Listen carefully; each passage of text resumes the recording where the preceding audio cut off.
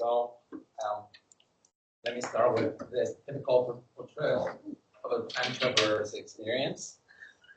Time traveler activates a time machine and subsequently finds themselves in the past.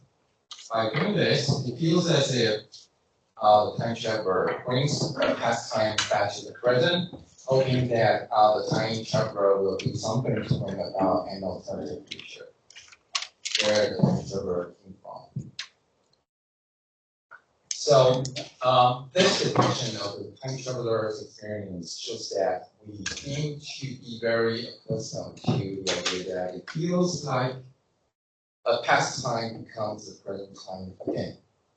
So the question is that, is this depiction of the time traveler's temporal experience really coherent with the theory of time? So the temporal experience that I mentioned, according to some writers in the literature, it says some events as they appear in our direct experience are distinguished as being present, and they arise and pass away in a continuous way. Some may even take a step forward from our phenomenology to metaphysics by asserting that asserting A2, our direct temporal experience justifies or motivates the idea that the time objectively passes or a particular time is objectively present, and that metaphysics is called a theory of time. Okay, so here I'm going to challenge A1, the idea that we have the right experience as of temporal experience or the presence of a particular time. I simply assume it. What I'm doing is to challenge A2 from a new angle. I argue that our temporal experience in Ludovician time travel does not align well with a theory of time. Because if we put three things together, the temporal experience, as I just described, the Atheory of time and Ludovician time travel, if we put them together, we can counter the dilemma. Either our temporal experience does not support the A-theory, or the supervenience principle of our mind is violated. Okay, so it is surprising that almost no literature addresses this issue from this particular angle, except for Baron and Braddon-Mitchell's 2022 figure. So in what follows, I'll firstly briefly illustrate their paper and their content. Take a look at this figure.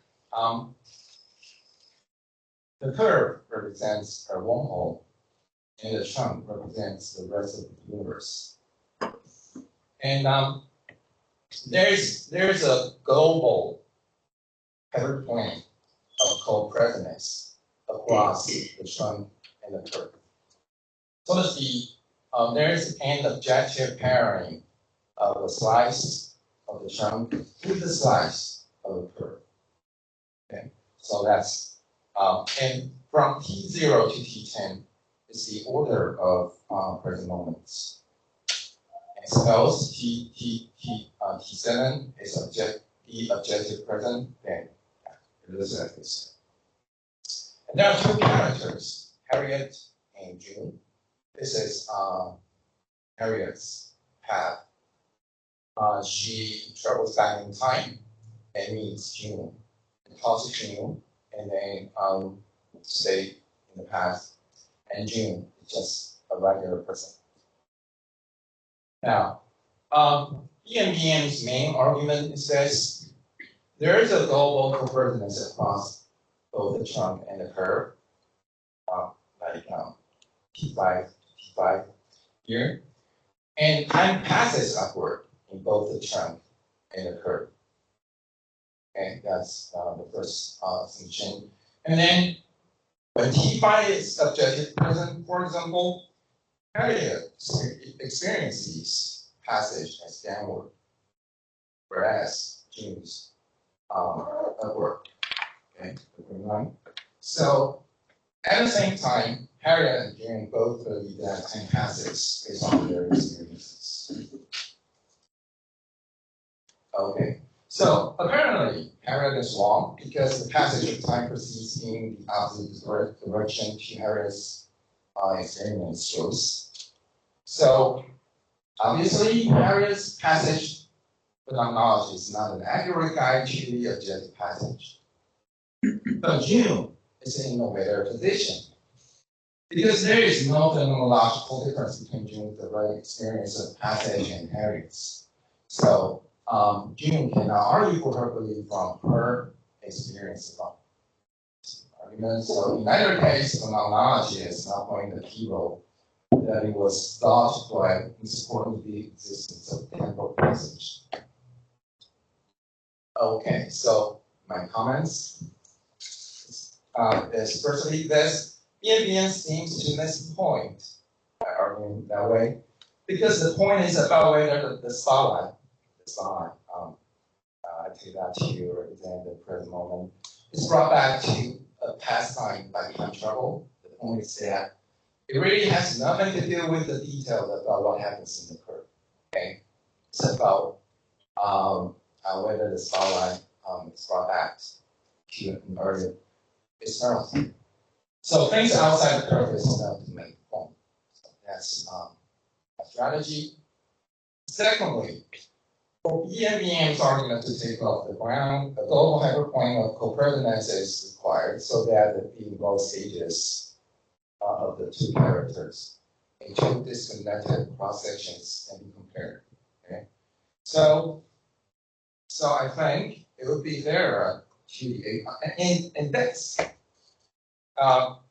it has been a very difficult task for the Atheory to maintain the idea of this global hyperplane of co-presence in a relativistic system. So I think it would be fairer to the Atheory if an argument from time travel against it does not rely on such a global hyperplane. Okay, so my approach is this. I think the issue concerns either, in my approach, okay, the issues concern either different stages of a single character or the stages of the two characters that are timeline related. Either way, no space-like or inter-cross-section comparison is involved.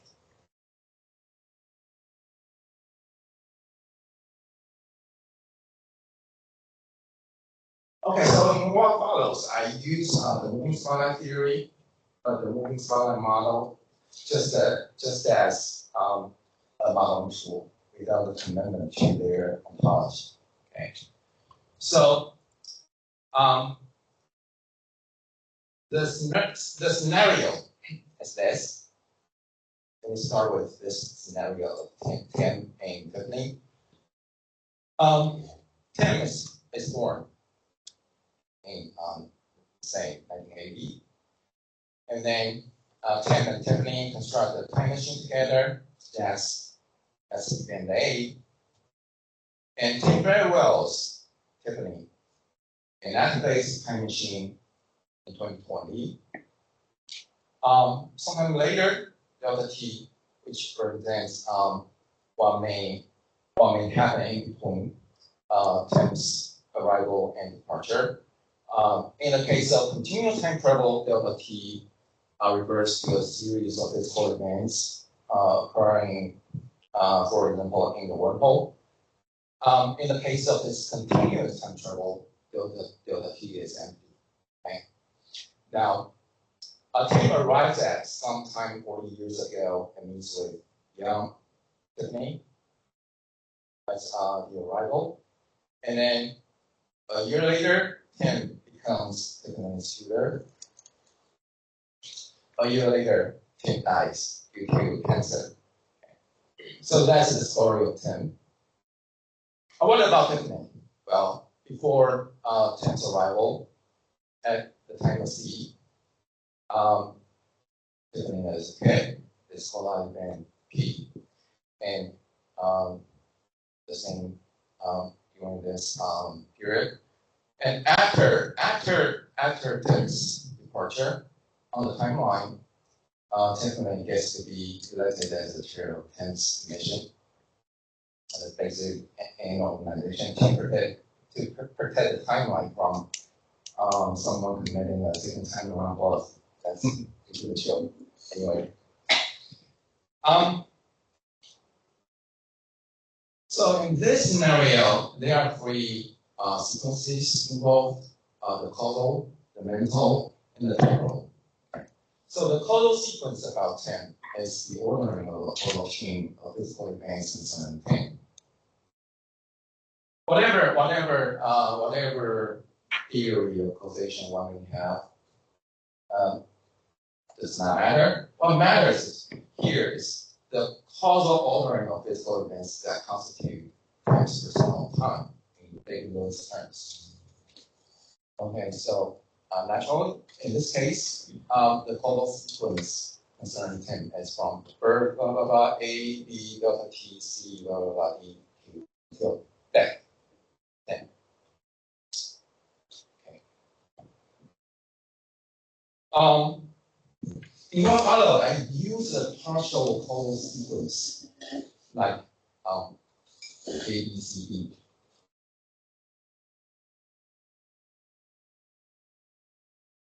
This to address the issue. A partial sequence A, B, C, D allows us to focus on those events that are relevant to our concern. So by this way, we don't really need to pay attention to what happens in between A and B, what happens before A.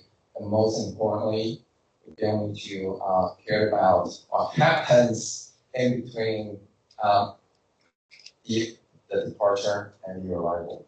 That is, we don't care about what delta T refers, whether delta T is empty or non-empty. Okay, that's because whether the time travel is a continuous or discontinuous kind does not concern the figure. It's like my journey to the Switzerland. What matters is those on the ground, not those in the air. Okay, so it's basically the idea. So the second sequence is the temporal one, the sequence of adjacent temporal passage.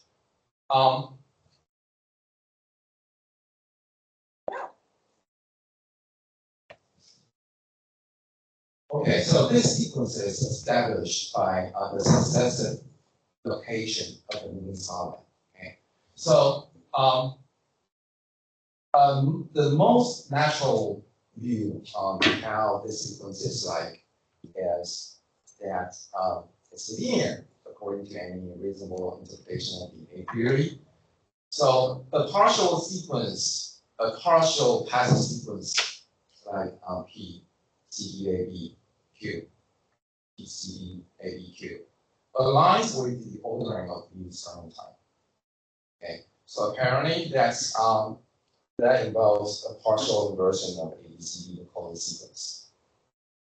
Okay, so why the sequence, the passive sequence is linear? Because if the spotlight goes back to an earlier external time with the time traveler, then this condition is met whenever the spotlight reaches the time of beat, right? And in addition, the spotlight cannot split at the time of beat, or otherwise there will be two spotlights in a timeline relation. That's that. So it follows that the spotlight goes back to an earlier time with the time traveler, then the spotlight is trapped in a closed circle. Okay, in this loop. And why is that bad? Because the moving spotlight theory, everything after B in the external time never gets to be present because the present spotlight is trapped in this loop. And on GDT, the Grunbach theory and the presentism, there won't be anything after B in the external time. Okay, because yeah, the spotlight goes back. And then it will be difficult to explain in physical terms why the physical process of the world is support terms suddenly stops here, right? There's no sequential process, physical process. Okay, so yeah, so this possibility is ruled out. Now the third sequence is mental. The mental sequence of 10 is the ordering of times over conscious mental states as they appear in consciousness across one's lifetime. This is because, as I assumed earlier, we have direct experience of temporal passage, so we have direct awareness that within a very short period of time, the species, that is, species present, the conscious states arise and pass away in a continuous flow. So this defines an ordering of mental states within this short period of time. And for each moment we have direct experience as a temporal passage, there is an ordering of mental states over a very short interval up to that moment. So all such small fragments of ordered mental states of a person over the whole lifetime form the mental sequence of the person. I'd like to call it this mental sequence the extended phenomenological sequence of temporal passage. Okay, so this mental sequence is to be distinguished from the stream of consciousness in Benjamin's or James' terms. A person's stream of consciousness at a particular time is a felt continuous succession of experiences at that time. It includes not only direct experience as a temporal passage within the species person, but also recalled experiences as a passage from its impact through episodic memories. A person's continuous stream of consciousness at a particular time may be across one's lifetime, and that contributes to one's sense of personal identity, according to these markers. A person's stream of consciousness is typically varied from time to time because we only have limited. We can only recall very limited amounts of past experiences. Thus, a stream of consciousness at a particular time is like a partial retrieval of the mental sequence. So, how a mental sequence usually is? It usually starts from one's birth and ends with one's death, actually. Because, and that has initial plausibility because if we assume the supervenience of mental states on physical states, and the ordering of a person's mental states supervene upon the ordering of mostly local physical states that was. Okay, so for example, a person handing a ball with a bat causally precedes the ball's flying away. So consequently, the person's experience of hitting the ball with the bat should come before that of the ball's flying away. So, should this still be the case in Ludovician time travel? That is the way what our mental sequence is arranged. That brings us to the first form of the dilemma.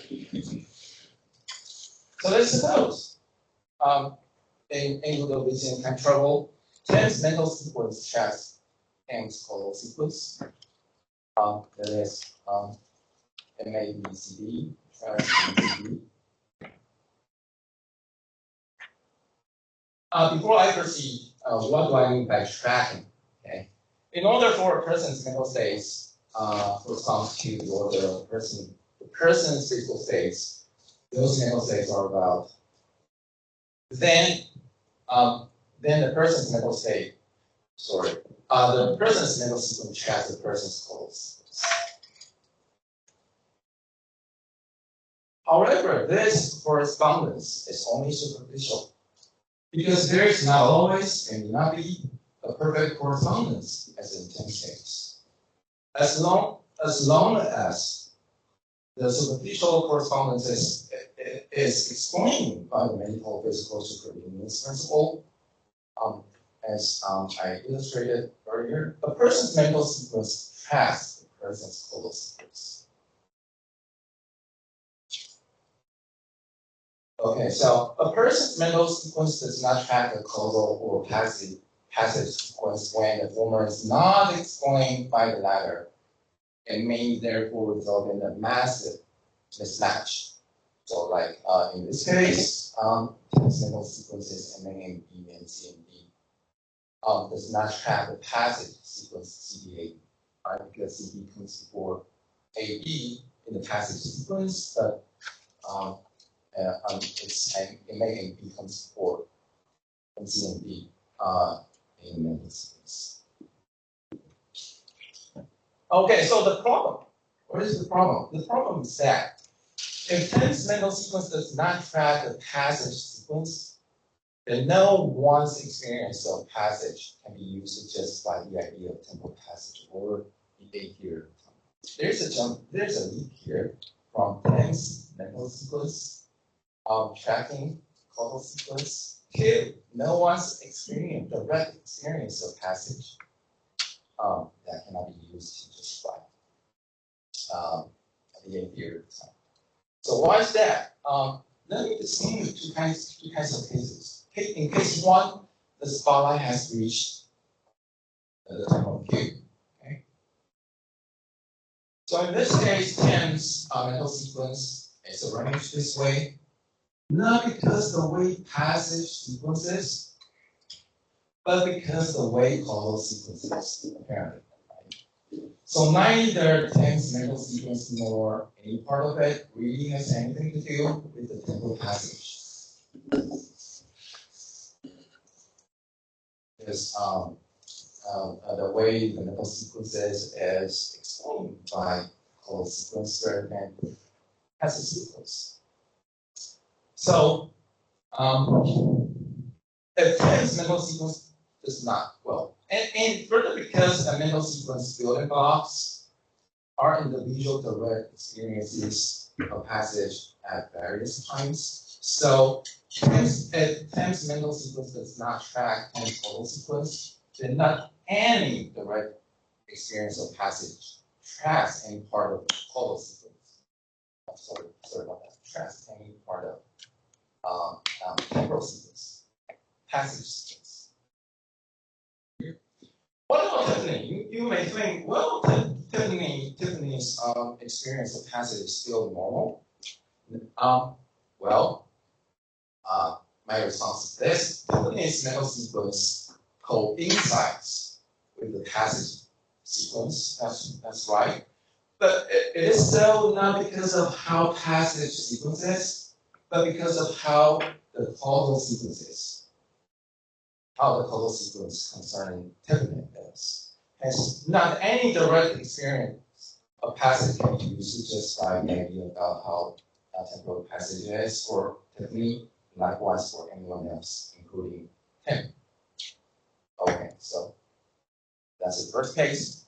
The second case, the spotlight has only reached the time of C.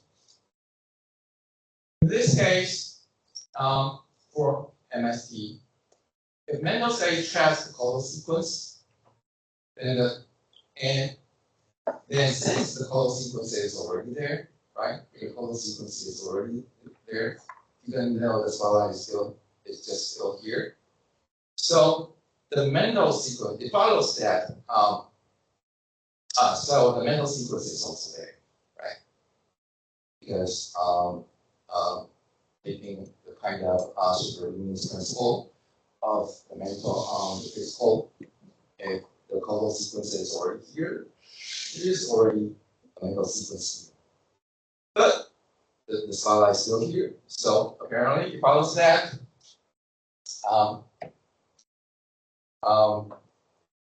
our experience of passage is not an accurate indicator of temporal objective and temporal passage.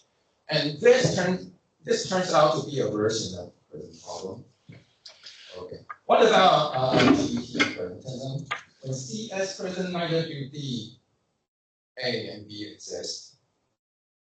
So would that make the problem go away? No, because the existence of C demands a causal explanation. Why there's a time traveler appears here. So this can be done by usual presentist trick, present proxies for future entities. But then this trick makes certain future entities like A and B have existed in the same way past entities have existed.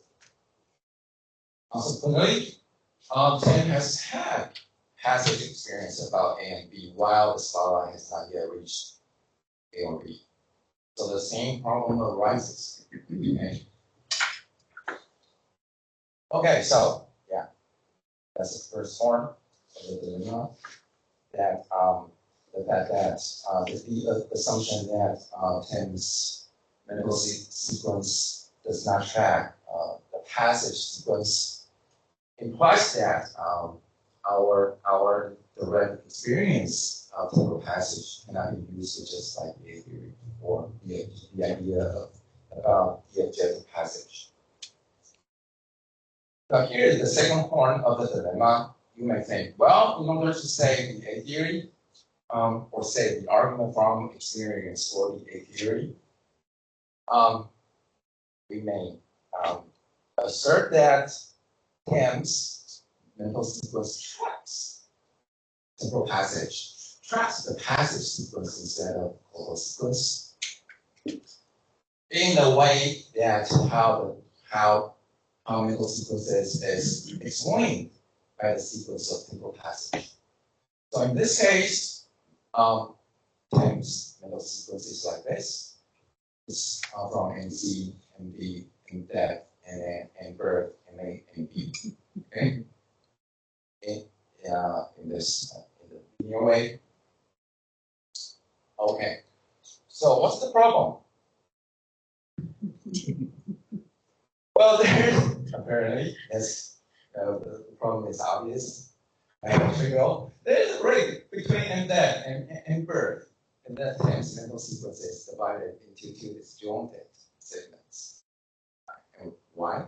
Because death is not in the causal history of the birth. And the causal link is necessary for the memory of a past event. So together implies that by the time of birth, Tim does not have any memory of Tim's death, right? And further, according to this principle, memory is necessary for psychological continuity. So there is no psychological continuity between death and birth. Okay, so the chain is broken here. Now you may think, well, maybe there can still be some kind of psychological continuity between B and C, and then to connect two parts, two segments together again in some way. My response is no. Not possible because by the time of C, Tim's mental phase does not include any memory of NB or B. Yeah. Because recall that recall when I introduced the idea about the stream of consciousness. Memory contributes to the formation of the stream of consciousness. Okay, at 10, by the time of C, if 10 remember anything about B or NB by the time of C, 10 stream of consciousness would include NB and what causally precedes it. According to the principle, memory contributes to the formation of the stream of consciousness. So if 10 remember anything about B and what precedes it, then 10's consciousness would include B, and consequently NC will lead the sequence. So the direct consequence of that is as it turns out, since Tim, by the time of C does not have any memory about prior personal times. So the time machine is actually an intelligent machine. Okay. And because there is no psychological continuity in any way between the two segments, so according to the popular psychological continuity theory of a personal identity, there are actually two persons here. So it turns out that a time machine is a person splitting machine. Okay. So, well, it's amusing. This consequence is amusing, but what's the most serious thing is this? This consequence violates the supervenience principle of the mental on the physical, because there are two possible situations, right? Corresponding to the two forms of the dilemma. Times mental sequence tracks the causal sequence or the passive sequence, so there are two situations, or if you like, there are two possible worlds. In both situations, physical states, their arrangement in the way time passes are all the same. Oh, but in one situation, time has the memory of B by the time of C, whereas in the other situation, time doesn't. So the mental does not supervene upon the physical. Okay, so that's that. So yeah, let me conclude with some remarks. So there is a kind of incoherence between the three notions: Ludovician, controllable temporal experience, and Atheory. Okay, if we had already encountered the dilemma, either the Atheory cannot be supported by our experience as a passage, or the supervenience principle of our mind is violated. And the source of the problem is this: the distinction of personal time from external time, which is necessary for defining time travel, is friendly to the E-theoretic framework, but not the A-theoretic framework. Why? A time traveler's experiences as if the spotlight is going with one's personal time and is therefore brought back in external time. But there is no personal spotlight at all. There is only one objective spotlight.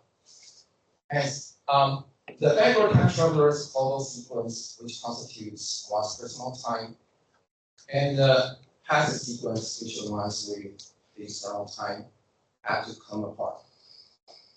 Okay? That's the source of the problem. That really has nothing to do with what's going on in a wormhole. Okay, so a dilemma naturally arises when considering which sequence does Tim's mental, which sequence the causal or the temporal does Tim's mental sequence tracks. Okay, so yeah, either way, it's so it's a dilemma. So here are some possible solutions for the atheists. They may reject the idea of backward time travel or backward causation, or embrace a hypertime or branching time model, or just give a seeking support in our experience, or the supervenience principle about the free option as a great cost in the least possible solution. Okay, that's it.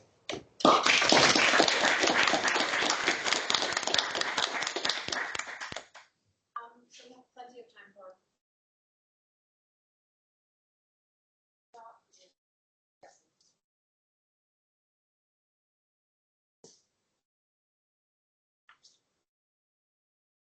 Yeah, thank you. That's really interesting. So I want to challenge you a bit here. Why do you think that there can be no person spotlights?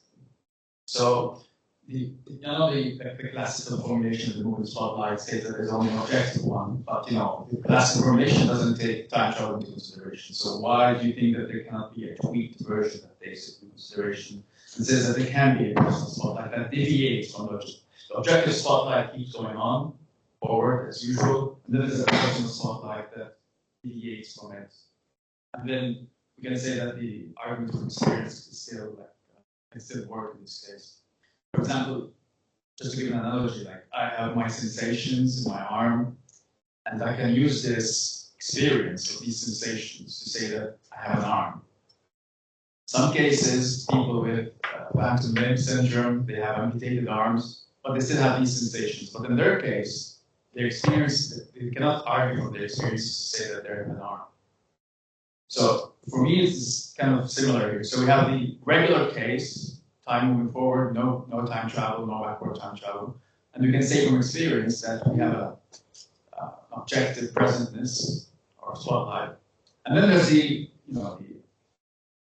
case that's the outlier case, the time travel case, where somehow we have a personal spotlight that deviates. So can you say a bit more about how you just got it? So the thing is that the way to interpret your idea, one is to take personal spotlight to be totally subjective or experiential, then that's fine. But the problem is that if you take that to be some kind of objective, then there's the problem arises. So for example, if there is like I said earlier, if your personal spotlight goes this way, and the objective spotlight goes that way, there will be two objectives. If you take personal spotlight to be objective, then there will be at least two objective spotlights in timeline related, in the timeline relation, right? So that will cause a lot of problem, like how would we settle, the semantics or discourse, or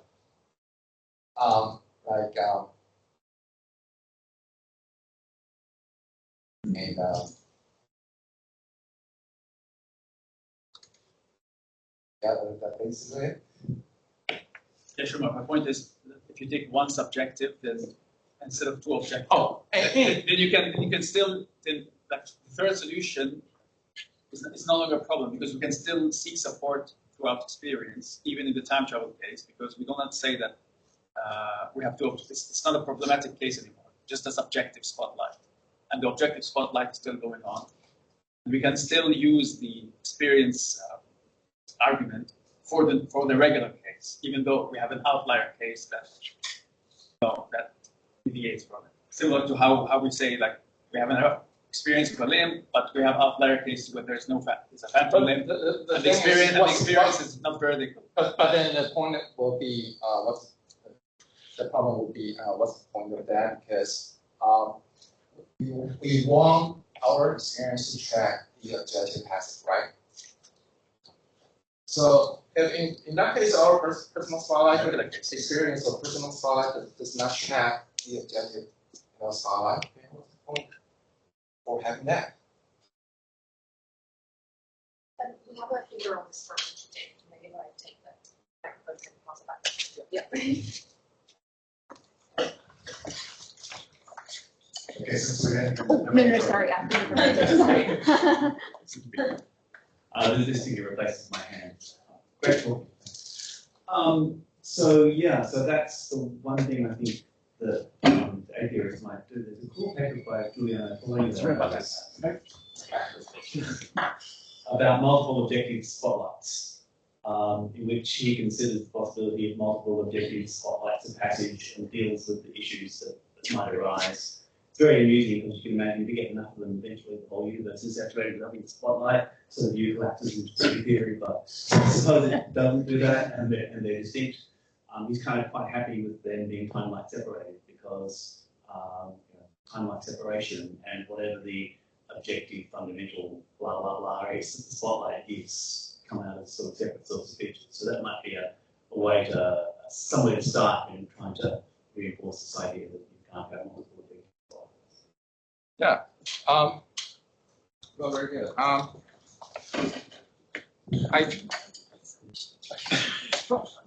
take that to be, I totally agree with you. I don't think,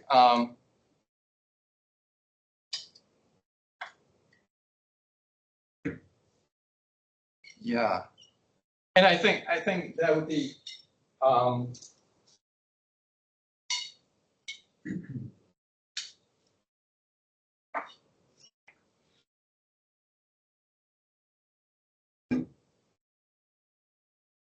that would be a very nice reason to think that there's actually no time that's privileged because there are so many spotlights. So in theory, there can be infinitely many. So every time just equally privileged. Well, there are rich people, and there are many of them, and they're more privileged than the rest of us. So I guess on this view, sometimes they're more privileged than others. But, so that's my So only defeats the purpose of game theory. That one time is privileged. Only one time, not many times. I guess since we entered into the domain of time travel, there seems like there's this issue with the subjective time and the rest time, A time, is maybe we can look at it in a real case. We have mental time travel, or we have altered states of mind where we experience either future events or past events with completely sin. So in our subjective experience, in our phenomenological experience, we would say, I experienced the future, or equally I might say I had an episode where I re-experienced some past event, maybe some past event I had never experienced before. Within the subjective now time, but not within the objective now time, but not subjectively in that timeline. I think that does not deny these principles that allows us to both have the subjective experience and the objective time moving forward. Because if we start that alternative mental state or mental time travel at time A and objective time, and we do finish in time B and objective time as well. But it's concurrent, but not experientially the same. So it's an interesting case. I really appreciate the topic. Thank you. Yeah, that's a very interesting input. And in that case, since the person, in mental time travel is not basically brought back to a past, to an earlier small time, so no putting about the theory about the experience.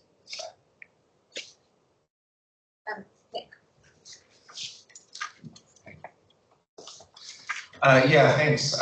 Very interesting, very fun, great talk. Really enjoyed it. So I want to try to take the first corner of the dilemma on behalf of the growing block theorists. Maybe it's somewhat related to what David was suggesting, but as a growing block theorist. So consider the kind of forced response to the epistemic problem, the problem of where we are. How do I know I'm in the present, something like that. So let's say, the only consciousness, being conscious, thinking is a sort of process, right? Processes usually only occur on the edge of the growing block. But let's say, and I think maybe this is where it differs from the original way of putting the suggestion, the sort of processes are not just sort of a result of being on the edge, rather they're what propel the world, the universe forward. Okay? And furthermore, let's add that what sort of my experience of passage in this sort of robust sense amounts to is something like, the process of my stream of consciousness or whatever, the sort of mental change that I am not just undergoing, but creating, right? So what happens in time travel? Somehow, Tim goes back in time? Yes. Tim goes back in time, continues to have his mental sequence and goes back in time, continues to carry out this mental sequence. This kind of reignites the dead past around him because now there's this mental process that's pushing forward and is causally efficacious in this way. So now we have kind of like two spotlights, right? But it seems unproblematic to me. I mean, it seems like we can say, well, there's a sense in which there's no single slice of the block that's privileged. There's a couple, at least. But nevertheless, it's definitely an Atheory, right? There's definitely another sense in which this is now what's happening, right? There's definitely a theoretic change. So anyway, that's the thought, something like that. Good. So I have that kind of intuition too. I really want to accommodate that kind of feeling. But I think the best way to put it is through hypertime metaphysics rather than this Ludovician model. Because if certain philosopher did, the time traveler goes back in time actually to pass time at a different hypertime, right? And the block shrinks to where the time traveler arrives. So that kind of hypertime metaphysics can, at least on the face of it, can pretty well accommodate that kind of information. But in the case of Ludovician travel, there's just one block. I think that's pretty difficult. Okay. Thank you.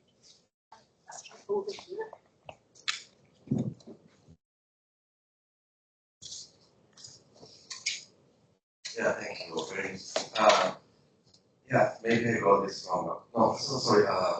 Because you talk in your examples of your Ludovician time travel, the way I understand it, it means not only the plot theory, not only journalism, right, and the real, but also the B theory. Maybe it's just a matter of terminology, but I mean, so I don't see how you can say originally that. that's right, but we can still take the moving spotlight theory as a modeling tool. So in that case, we can still talk about the whole block, right? But add a spotlight onto it. Yeah. Oh, okay, I see. Then I was thinking, but maybe I misunderstood you when we're talking about the example of the moving spotlight trapped in a loop, right? So if I understand this correctly, well, my question would be, I don't understand why it is trapped in a loop, because what I would say in an example like this one, for instance, okay, we have T traveling from B to C, right? But if the universe featured the moving spotlight, I was in my intuition say that the moving spotlight would just march forward normally, regardless of what T does, right? So after B, when B is the objective present, the next objective present is Q. Yeah, but the question is that, the problem is that, why spotlight is brought back? Because one condition is met, that is, where the time traveler goes back in time. So that condition is going to met again in the spotlight, which is here, second time around. Sorry, but then, Can everyone hear that, by the way? but then I would say if you have this picture of the time traveler bringing back the objective present, then to me seems to require a hybrid time, as you said, so we enter another picture. Right? If we start talking about the time traveler bringing back the present, in terms of to say, to see, it seems that then we are no longer in a Ludovician. Well, if this Ludovician time travel, Tim is already there, so to formulate this a scenario does not require this hybrid time. But if you really want to say something about spotlight can behave in a different way, like the first time it goes back, the second time and moves forward, then you really need a metaphysics of hypertime. Yeah, right. But for in Ludovician model, that's not possible. We have Thank you very much. Cheers. Okay, so I'm interested in why you think future time So on one hand, I can see that time traveling fluids or what temporal experience is still appropriately ordered. But if you want to maintain a privileged present, that starts to seem tricky because the privileged present isn't going to be in the future. Yeah, that could be equally problematic. That's right. For time travel. So straightforward is both are problematic, not just that. Yes, right. That was straightforward, isn't it? How about you say? Well. So this is a rather vague question because I didn't follow all the details of the arguments. So if we do not go to hypertime model and just retain this characterization of time travel as like the mismatch between temporal sequences and these local causal sequences. So the way you construct the delivery makes it sound as if the temporal sequences and these Tim's causal sequences, they just completely float free from each other, but presumably there should be some relation of dependence or determination between the objective temporal sequences and at least the totality of all the individual causal sequences, and that might be relevant to what the A series should say about your challenge to convenience. I don't know about the details because I don't know what kind of a convenience principle you're appealing to. So this is very vague. My apologies.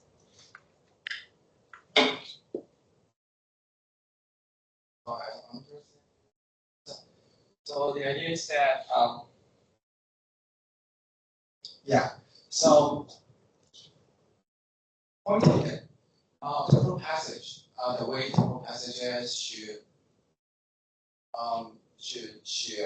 supervene upon how the world is fluid, as some philosophers, I think the majority of philosophers in the area will say. So that's fine. Okay, and that's why temporal passage, the passage sequence, simply aligns with the external time, right? Because the external time represents the causal ordering of everything, right? So that's that. So what's wrong with Tim's causal sequence? That's because favorable time travel, favorable causation. Okay, so Tim's causal sequence does not go in the usual way, like many others, the rest of us. That's what causes the problem.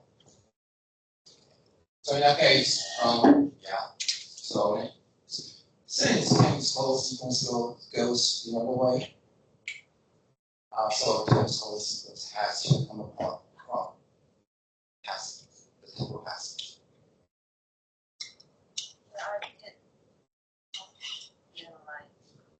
I think maybe the idea that really underlying your word is that backward correlation is problematic in the first place. I'm not very certain about that, but I just think that well, you can see that Tim's causal decrease it comes apart from the rest of the world. But it seems like they're like if you take the totality of all the individual local causal sequences, and that like the whole set must have some close relation with the objective flow of time, and that might also relate to what kind of supervenience of mental states or physical states you're appealing to. Because if you just think about the local physical substructure of Tim's mental states, or you're thinking about like the totality of the fundamental facts as the supervenience space. Local physical, the way I put it in terms of local physical events is just for convenience. So it doesn't have to be that way. It's just an easier way to formulate those sequences. So the kind of supervenous principle I got is just the regular one. So still, there are two possibilities, two possible worlds, right? The causal ordering of physical events is all the same, and the temporal sequence, the way time passes, all the same. There's still two possibilities concerning Tim's mental sequence. Oh, I see. We have a couple of minutes left. I think, yeah, you don't need one. No, I'm fine. Yeah, so I totally agree with I think you're completely right about this. The only thought I had was there's one little moving part, so where you consider the growing block presentist version of this, and you say, look, in order to accommodate Tim being a time traveler, we're going to have these future-directed present, facts, and that they're going to then stuff us up because they're going to be facts about this future experience that the spotlight hasn't got there, or the stuff isn't there yet. And I wondered if that might be one place where someone could try and resist, because you only need those if you want it to be determinately the case at C, where the spotlight's up to, that the guy is in fact a time traveler. So you could have the view that, look, at that point, given that the rest of the shit hasn't happened yet, there's no fact about those things. And so you don't need those future-directed facts. And then you just kind of let things unfold. And it's not until later that it becomes determinately the fact that back then he was a time traveler. And so maybe there's something a way of resisting just that little bit. Pretty good. That's one possible solution. I admit. Only at the cost that there is no physical explanation why Tim is here. Right. Yeah. Not at that point. Yeah. That's right. Yeah. So yeah, I totally agree that this is because if we can tolerate some the fact that there are things that lack causal explanation. Yeah, unless you want to say he's overdeterminedly there, so he's determined by the previous stuff, and then later it becomes the case that he's determined by the later stuff as well. Might be micro-determined by the previous states, but macro-determined by the forward states. Yeah, that's that would be something I'll definitely take into consideration.